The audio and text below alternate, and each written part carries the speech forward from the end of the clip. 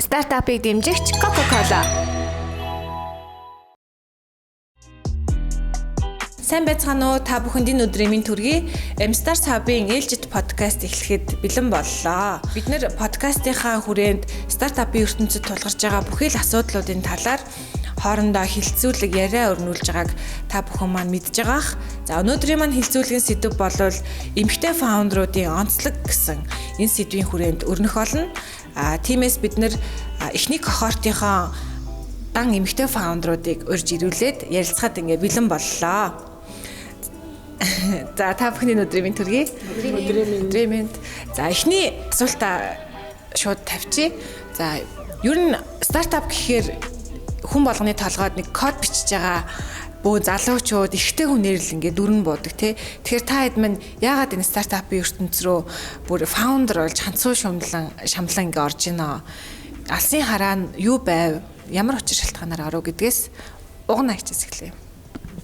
За сайн байцгаана бүгдэнд нь өдрийн минь төргий. За яг өөрийн чинь тавьсан асуултаа болоо санал нэг байна. Ер нь бол хүмүүсийн нийгмийн хүлээлт нь өөрөө юу гэхээр маш залуу хүмүүс байдаг бах. За дээрээс нь нөгөө нэг технологийн салбарын тэгээд ийм эрхтэйчүүд илүү байдаг бах гэдэг ийм тогтсон ийм хандлага бол бас нийтлэг байдаг. За тэгээд миний хувьд болохоор би бол сэтгэл судлаач мэргэжилтэй 18 дахь жилдээ ерөнхийдөө энэ салбарт бол ажиллаж байгаа юм сэтгэл судлаач юм байгаа. Тэгэхээр яг дэлхийн чек хандлага өөрөө юу вэ гэхээр сэтгэл судлалын шинжилгээ ухааны яг өөрөө технологийн твшилттэйгээр хүмүүст хүргэх. Ялангуяа одоо ухаалаг утас маань өөрөө юу вэ гэхээр бүх хүнд одоо байдаг болсон. Тэгэхээр үүний өөрөө тусламжтайгаар юу гэхээр сэтгэл зүйн нөгөө хүргэж чадахгүй байгаа хэрэгцээнүүдийг технологийн тусламжтайгаар болвол одоо хүн болгонд хүрэх болцоотой. Ялангуяа үүнээр одоо дамжуулаад хүмүүсийн сэтгэл зүйн одоо тайван доктортой байдал дээрээс нь амьдралын чанарыг өөрчлөх боломжтой юм байна гэдэг ийм чиг хандлага маань бол ингээд сүүлийн 10 жил бол дэлхийд даяар маш хүчтэй байгаа.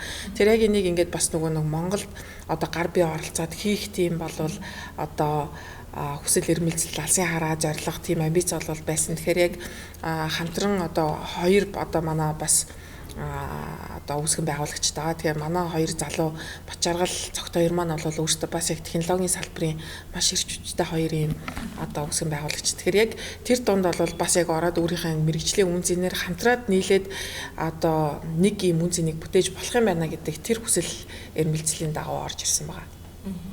За. Оюугийн хувьд.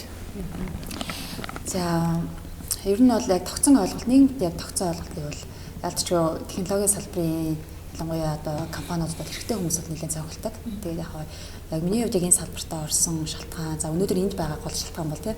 За төрөлх хүртний салбарт бол гин чиглэлээр мэргэшээд тэгээд 10 гаруй жил ажилласан туршлагатай. За тэгээд мэдээж яг урлагийн сэтгэл заслал гэдэг буюу манай Монголд байгаа арт терапевтүүд гэдэг энэ чиглэлүүдээр бас нэлээд хэдэн мэргэжилтнүүд гарч ирээд бас өөрөөсөө боломжоор хувь нэмрээ оруулаад явж байгаа. За тэгээд би яг төрөлх урлагийн салбар дундаа уран зургийн галерей, за олон нийтэд яг галерейгаар дамжуулж хүргэж байгаа урлагийн боловсролын хүртээмж, за тэрийг бид нэр яаж илүү олон хүнд яг нөгөө үр өгөөжтэйгээр хүргэх юм бэ гэдэг дээр нэлээд бас өнгөрсөн хугацаанд судалгаанд хийж байгаа. За яг технологитой хослуулах нь илүү үр өгөөжтэй юм байна. Тэгээд түрүүн уна фаундерын бас хэлсэн бол яг уна хэмжээнд хэлсэн бол үнэн яг нөгөө хамгийн ойрхон байгаа зүйл дээр нь бидний яг хэрэгцээтэй зүйлийг холбож өгөх нь маш гоё үр дүнтэй байгаад байдаг. Тэгээд яг тэр утгаараа л манарт ч гэсэн төрөлх урлагийн хөгжлийг технологиор дамжуулаад олон хүнд урлагийн боловсролын хүртээмжтэй хүргэх төр одоо яг тийм хараа зорилготойгоор энэ M-Stars Hub-д ороод ирчихсэн. Ингээд ажиллаж байна да.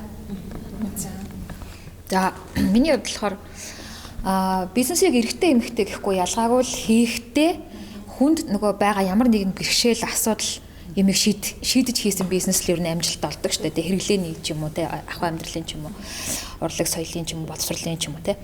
Тэгээд эрчүүд ингээд бизнесийн салбарт айгүй ингээ эдвэхтэй буюу амжилттай яваад хахаар тэдний хэрэглээ айгүй сайжраад байгаа байхгүй ингээ автоматчаад байгаа байхгүй те эмэгтэйчүүдийнх ингээ үлдээд байгаа байхгүй миний анзаарж байгаагаар одоо технологи хөгжөөд одоо ямар төвшөнд хүрсэн байна. Гэтэл би эмэгтэйчүүд аль одоо ингээд нүрээ багс барьж будсан хэвээрэл байгаа байхгүй. Уг нь эмэгтэйчүүд энэ салбарт ориолж исэн бол буюу эрчүүдийн одоо Эрчүүдээс илүү төвшөнд явж ирсэн бол бид нар зүгээр л нэг юмруу нүрээ хийгээл ингээд авахд нүд бодогдсон баймаар байхгүй санаа тий.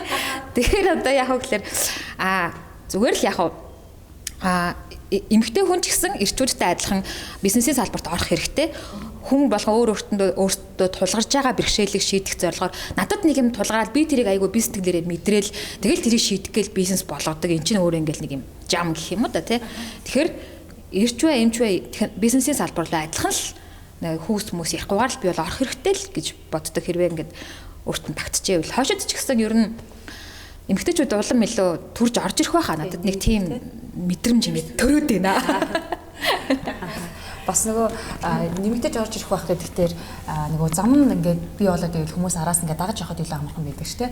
Тэгэхээр нөгөө өнөөдөр яг би тэд яг одоо ингээд төлөөл яг хав дотор ярьж байгаа ч гэсэн бидний өмнө ч гэсэн маш олон эмэгтэй фаундерууд яг энэ салбар дээр өөрсдийнхөө одоо нөгөө зорж байгаа тэр хараа зорилгын дагуу ур чадвараа ашиглаад маш гол замнуудаа гаргацсан байгаа. Тэгээд тэр нь ч гэсэн яг одоо бид нэр ажиллахад бас нөлөө үзүүлж байгаа. Дээрээс нь би тэд бас ажиллаж байгаа энэ байдал маань дараагийн бас эмэгтэй фаундерууд бас бага хэмжээгээр ч гэсэн хувь нэмэр гой замчилж байгаа болов гэж бас найдаж байгаа. За. Манай M-Stars Hub дээр бодж байгаа 11 стартапын 2 нь л бол яг фаундертай. Дахиад 2 нь co-founderтай. Тэгэхээр та бусдыгаа ч гэсэн харж байгаа те бусад ижлэхэн 11 ингээд фаундеруудаа харж байгаа. Тэгэхээр эмэгтэй хүн одоо тухайн стартап фаундер байснаар ямар онцлог давуу тал гарч ийн те давуу талаас нь нэг тайлбарлаад өгөөч. За давуу талын хувьд гэх юм бол нөгөө ялгаа гэдэг үг маань эрэгтэй эмэгтэй гэдэг үгэндээ л гараад байгаа шүү дээ. Яг тэрнтэй холбоотой нөгөө эмэгтэй эрэгтэй хүний сэтгэл зүйн онцлог байна. За аливаа зүйлд хандлага байна. За гаргаж байгаа шийдвэр гээл энэтэй шууд холбогдно. Яг эмэгтэй фаундеруудын байгууллага дундаа за хийж байгаа ажилтаа ч гэдэг юм уу нийгэмдээ үзүүлж байгаа нөлөөллийн хувьд гэх юм бол илүү аливаа зүйлд деталь бас хардаг үед магталтай гэж бодож байгаа. Түрөө нөгөө манай Бадмагийн хэлжсэн те бид нөгөө нүрэ бодтаа нөгөө бүх зүйлд деталь ингэж анхаардаг шүү дээ. Яг тэр шиг бизнесийнхаа яг нөгөө бүх зүйлийг деталь ингэж харж чаддаг. Гэхдээ энэ дээр бид нэмэлтээр зөв би хувьдаа бид нар юм том зургаар эрэгтэй хүмүүс бол их том зургаар юмыг хараад гой далаас тавьж чаддаг. Эмэгтэй хүмүүс гой деталь хардаг. Гэхдээ яг эмэгтэй фаундер болоод бид нар ажиллах явцад бол том зургаар юмыг харах гэдэг байдал бол цаашгүй байх ёстой гэдгийг харж байгаа. За бас нөгөө тэгж харсан учраас бас зориглож орсон байх гэж бодоод байгаа.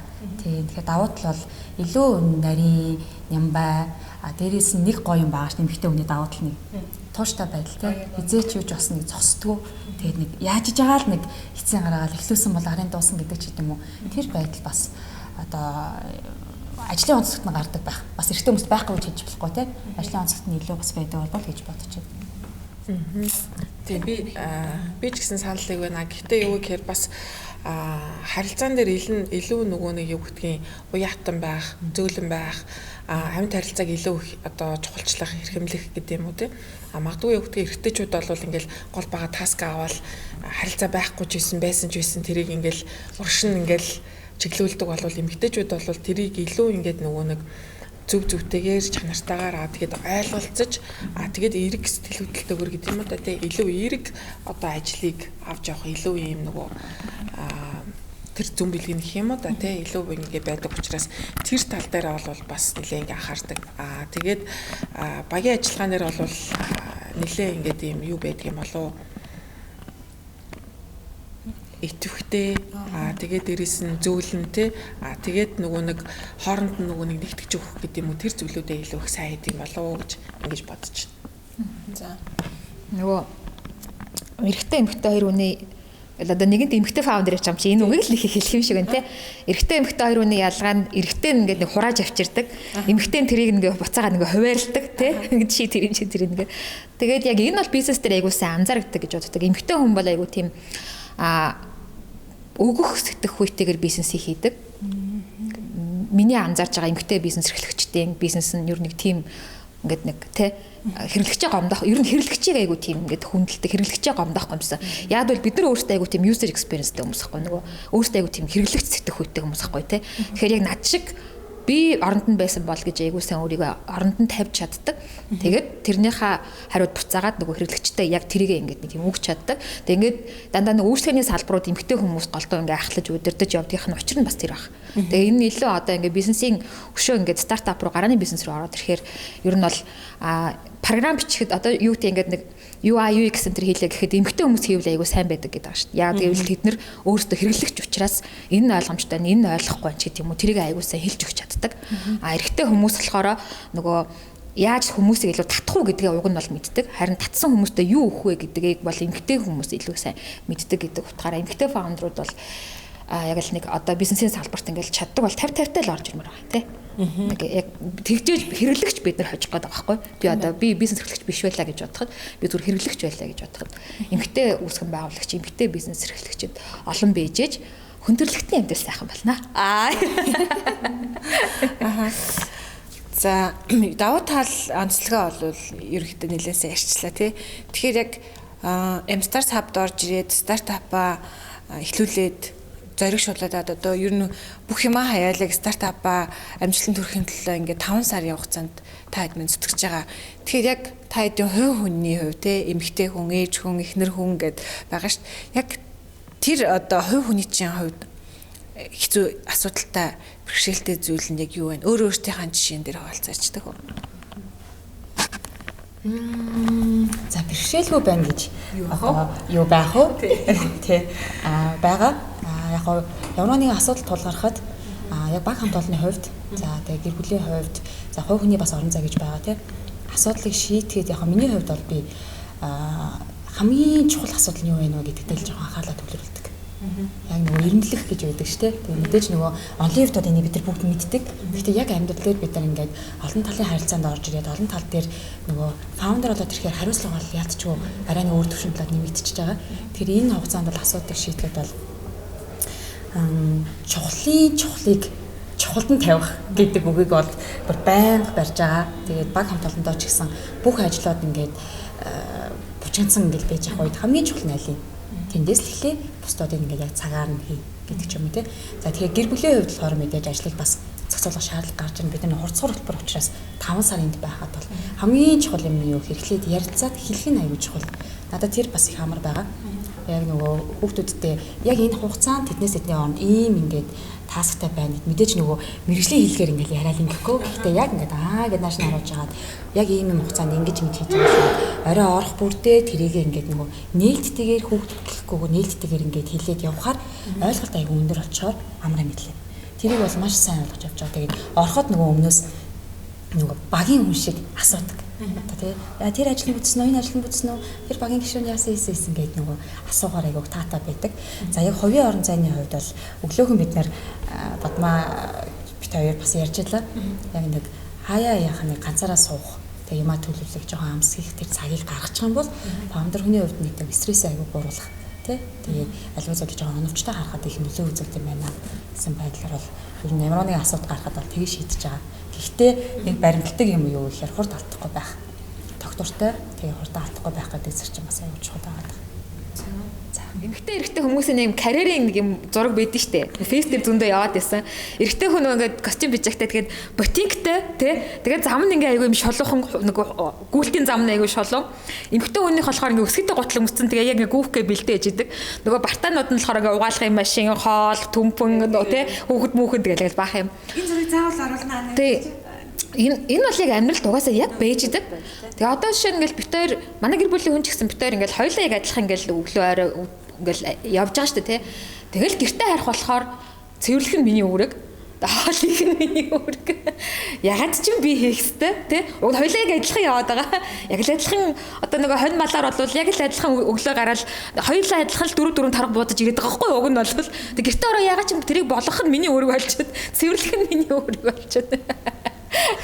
Тэгтээ миний хувьд нэг азтай юм. Би одоо Momade бол миний хувьд миний эхлүүлж байгаа 10 дахь бизнес аахгүй юу? Урд нь 9 бизнес эхлүүлээд долоогийн дампуур болсон. Тэгээд 10 дахь одоо эхэлж байгаа юм. Тэгээ энэ хугацаанд юу сурдаг вэ гэхээр нөхөртөөгөө ойлголцож сурд юм байна л да. Нөгөө хамгийн анх битээр чинь тэгж байгаа байхгүй юу? 2 дахь, 3 дахь дахь бизнесээ хийжсэн чи маань нөхөр чинь чи ингээ гэр орондоо анхаарахгүй нүр хүүхд рүү анхаарахгүй тэр үед чинь бүр ээж мэжтэй хүүхдээ орхиод бүр хоноо үнж алга болчих штэ нөгөө ажлаа хийгээл компьютер дээрээ суугаад нэг мэдсэн чинь 2 цаг нэг мэдсэн чинь нар марч мандчих шиг юу ч болоод байгаа юм тийм бүр ингээ улаач ордог байсан байхгүй. Одоо бол 10 дахь ингээ хийхээр ямар болчихно гэхээр ямар ч тохиолдолд бүтэн сөдөр амардаг. Бовын нэг жоохон балансд сураад байна л да. Хагасаа өдөр нэг өдрийн хагасаас гэртээ эртгээ очичдаг. Бүтэнсээ өдөр нөхдөдтэйгээ сайхан амарчдаг. Тэгээ хоёр дахь бизнесээ хийж байхдаа нөхөртөө ямар тохироо байсан бэ гэхээр нөхөр ингээд мэдээж уралж штэ тий. Тэгэнгუут би ингэж байгаа. За эмэгтэй хүн чинь одоо үнэ хүртэл ингээд дотроо махны чиглэлийн үнэ, сүүний чиглэлийн үнэ тий. Ингээ байна тий. Би ч гэсэн чи намайг харахад нэг эмэгтэй хүн гэхээр ингээд угаа цэвэрлж ачиж явах хэрэгтэй гэсэн бодолтой байгаа л уучлаарай. Би өөр үйлдвэрийн эмэгтэй байна тий. Би тийм бизнес англи эмэгтэй байна. Чи гоё тийм ингээд угаадаг цэвэрлдэг арчдаг тэгэл хоол болно ингээд хийгээл орой ирэхээр халуунаар нь барьж идэг. Тийм англи эмэгтэйтэй суумаар байгаа бол насны одоо залууд эртхэн шиг шийдья. Тэр үе чинь битээр 2 дахь хүүхэд өнгөж гарсан залуу байсан байгаа байхгүй. Одооноос бараг 11-2 жилийн өмнө юм уу те. Тэгэхгүй болвол би хоошид яг чиний хүсэж байгаа ангиллаар байж чадахгүй. Би болвол нөгөө одоо махны чиглэлийнх нь үнэ. Чи тэр сүүний чиглэлийн үнэгээ олж ярьж байгаа байхгүй. Тэрнээс хойш маань нөхөр намайг аюул. Гэхдээ ер нь бол ингээд нэг юм өөрийгөө ойлгуулах.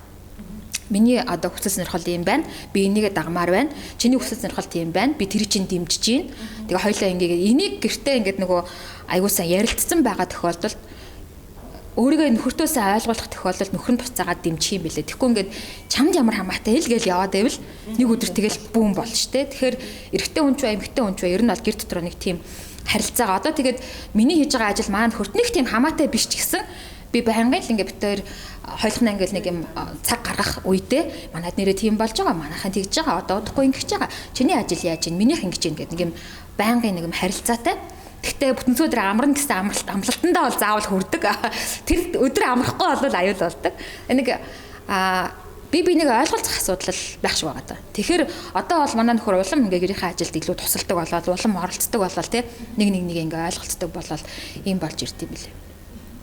Ер нь нөгөө харилцаан дээр чинь хамгийн чухал зүйл нь мэдээлэл солилцоо гэдэг тийм. Бид нар нөгөө байгууллагад ингээд имэйлээр мэдээлэл солилцоо ингээд мэдээлэл солилцдог. За тэгэл дотоод сүлжээгээр ингээд янз бүрийн одоо системүүдийг ашиглаад ингээд солилцоод. Яг гэр бүлийн харилцаанд хань ижлээс гадна өөрөө хөвгт. За дээрээс нөгөө одоо эцэгхээс эцэг ихч гэдэг юм уу те ах ихч гэдэг юм уу нөгөө юу игээд явж байгаа гэдэг ч гэдэг юм уу. Ялангуяа эмэгтэй хүмүүс нөгөө гэр бүл ажиллаа хийгээд явхаар гэр бүлээ орхиод байгаа юм шиг тийм ойлголтыг төрүүлгээд байх бас тийм хандлага байгаад шиг байна.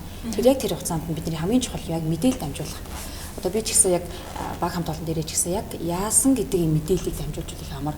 Гэр бүл дээр ч гэсэн яг ингээд явж авчихсан юм одоо нөгөө маш энгийн харилцаанууд утас авах. За тий. За энэ ажлууд ингэсэн байна. За би энэ ажлыг ингэсэн учраас дараагийн таск руу орлооч гэдэг юм ингээд нэг юм мэдээлэл солилцоо аюул чухал юм байна гэж хараад байгаа. Тэгээд нөгөө бол зөв ойлголцлууд, нэг ойлголцлууд байгаа. Бид нар аюул азтай үеийн эмэгтэйчүүд байхгүй юу? Технологи аюул хөгжсөн. Би нэг мамид ээжүүдэд байнга л хэлдэг, эмэгтэйчүүдэд ер нь л хэлдэг. Яа тэгвэл би ч одоо 4 хүүхэдтэй. Баг маань сая M-Stars тэнцээд орж ирэхэд 6 сартай байсан. Тэгэл би өхнөөс нь гаргаад яг энэ чинь ингээл нам суухаар шийдэл. Тэнцлээ гэдэг мэдээг авал өхнөөс нь гаргаад ирж байгаа шүү дээ. Тэгээд сургуулийн хүүхдэд зөөж чадхаа байгаа шүү дээ. Одоо энд сууж байгаа юм чинь тий. Нөхөр бол тэгэж зөөх боломжгүй ажил хийдэг. Өглөө очивол нам юм хийхгүй бол амждаггүй. Тэнгуус ч одоо биднэрт хамгийн гоё жишээ нь UB-Cab байна шүү дээ. UB-Cab-аараа таксигаа дуудаал гэрийнхээ гадаас хүүхдээ ахуулаад сургуульд ирнэ аваачаал тий. Хин ямар жолооч ямар машины дугаартай муугаартай бүгдийг харах боломжтой. Тэгээ би гой болж байгаа сте. Тэгэл нөгөө дүрс мөрсөө хараад ярьцдаг бид нар чинь те ээж охин хаана явж гин яаж нээж гин видео колло хийж. Энд чинь нөгөө эмэгтэй хүний амьдралд айгүй гоё юм юу болж байгаа байхгүй ингээд сэтгэл амар хялбарчилж байгаа. Тэгээд ажлаа санаа зовхгүй хийн.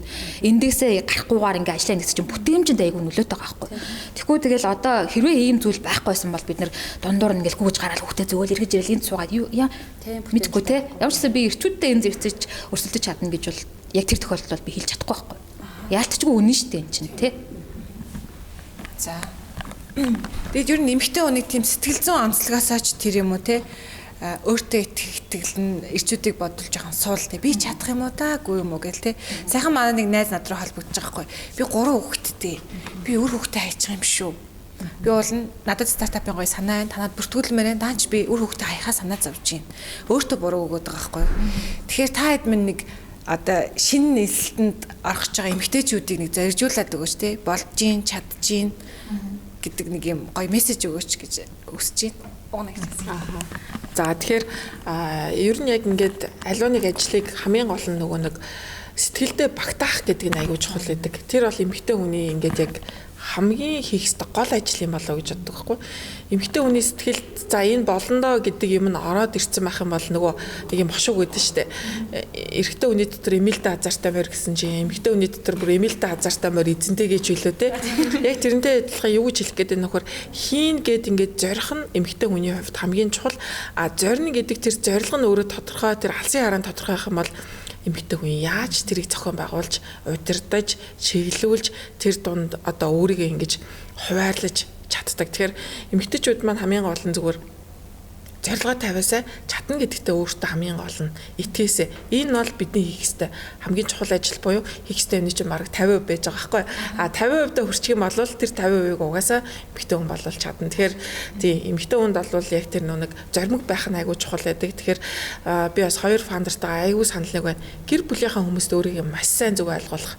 Нөхртөөдүүдээ үр хөвгтдээ өөрийгөө юу игээд аваа, яагаад аваа гэдгийг ойлгуулах гэдэг нь өөр айгүй чухал. Тэгэхээр тэр зүйлийг хийчих юм бол тэгэл одоо айгүй сайхан бүх зүйл болно даа л гэж хэлмээр байна.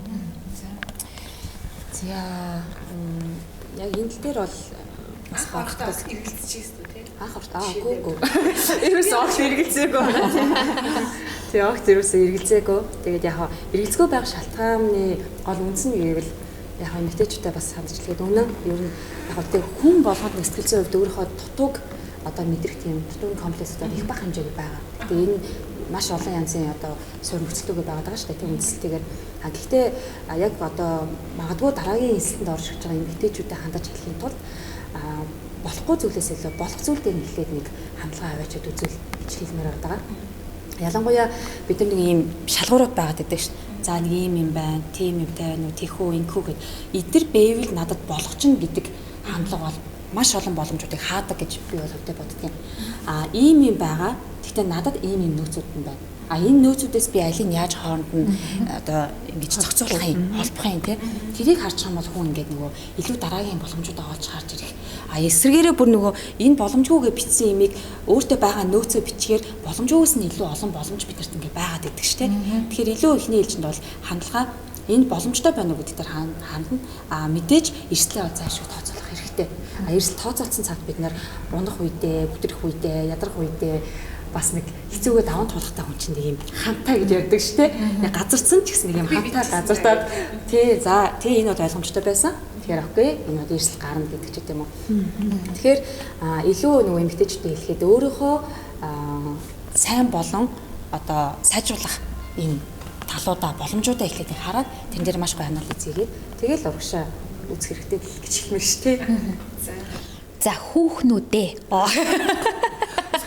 бүсгүйчүүд минь айгуу сериусны бид нарыг анх төрөхөд ер нь яг төрнө гэж яг юм болно гэдгийг заалгаа төрсөн эмэгтэй байна уу та нар дотор ер нь тий ээж болохоо хэлдэг нөө хүүхэд гаргахыг хэлээд нь штэ хүүхэд гаргахыг тий хүүхэд төрүүлэхийг хинч заалгаагүй л гэдэг байхгүй тэгэл тэр чин байглаараа ингээл бид нар тэрийг ойлгоол мэдрэл хүүхдээ төрүүлээл 3 4 5 6 төрүүлээл гаргаад ирдэг үсттэй тэгээд хамгийн аимшигтай тэр анхны хүүхэд яаж төрөх тухай ингээ ямар ч төсөөлөлгүй мөртлөө төрсөн байдаг.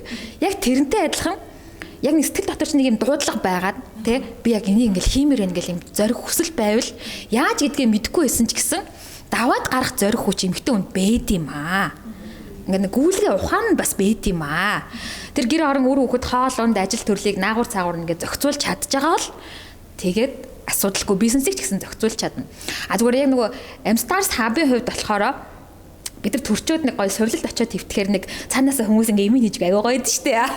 Энэ Mstars Hub бол бизнесийн хувьд бол би сувлал гэж харж байгаа байхгүй юу? Яг гоё ингээд нэг юм бойжуулаа тий. Ингээд нэг бондойлгоод өгдөг байхгүй юу?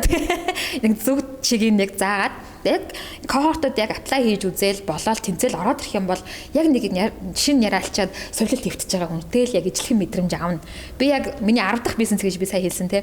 Тэг яг өмнөх 10 маань ингэсэн бол би үүдий таанч явах юм лээ. Хамгийн нөгөө талаас нь яг захиж хэлье гэж бодож байгаа юм нь хийцэн бол би ингэж амьдрах байсан ч юм уу гүү ч юм уу гэж эмхтэн хүн дандаа харамсдаг.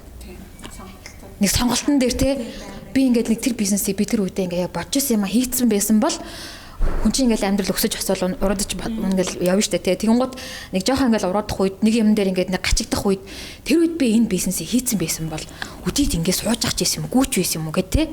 Тэгж харамсах хооронд нэг удаа зориглоод үзэхэд яад юм.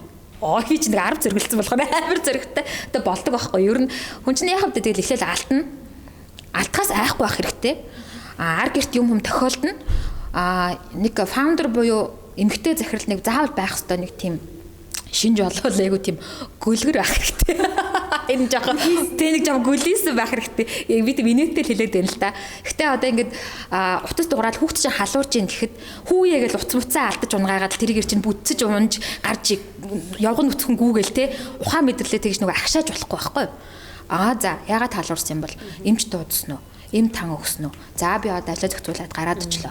За сандарсан ч тэр хүүхд чинь халуурсан хэвээрээ байна. Сандраагүй ч хүүхд чинь халуурсан хэвээрээ. Тэгэхээр нөгөө тархиа ингэж айд сандарч агшаахгүй байхад л суралцчихад л болт юм. Гэхдээ ер нь ихэнх эмэгтэйчүүд угаасаа тэрэнд сурцсан байт юм дөө тий. Ялангуяа 2 3 4 хүүхэдтэй алцсан үед бол угаасаа тэрийг айгүй мэрэгжлийн хийдэг болчтий. Дүү нунцаа гараа шалбалцсан уу? За гэх. Тэгээ юу. За долоогод гэх. Тэгэл.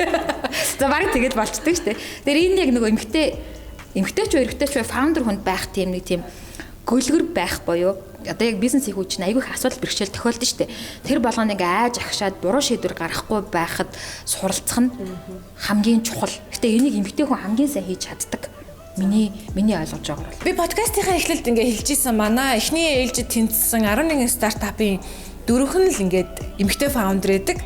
Тэгвэл энэ хэд манайста бусдаасаа үнэхээр дутхааргүй бүр ч илүү юм дайчин, цогтой, тууштай. Тэгээд энэ гурван манай стартап бүр гялалцж байгаа. Энэ подкастыг үзэж сууж байгаа эмэгтэйчүүд, бүсгүйчүүд та нарт ч гэсэн яг ийм боломж байгаа шүү гэдгийг Mstars Hub-ын зүгээс уриалмаар байна.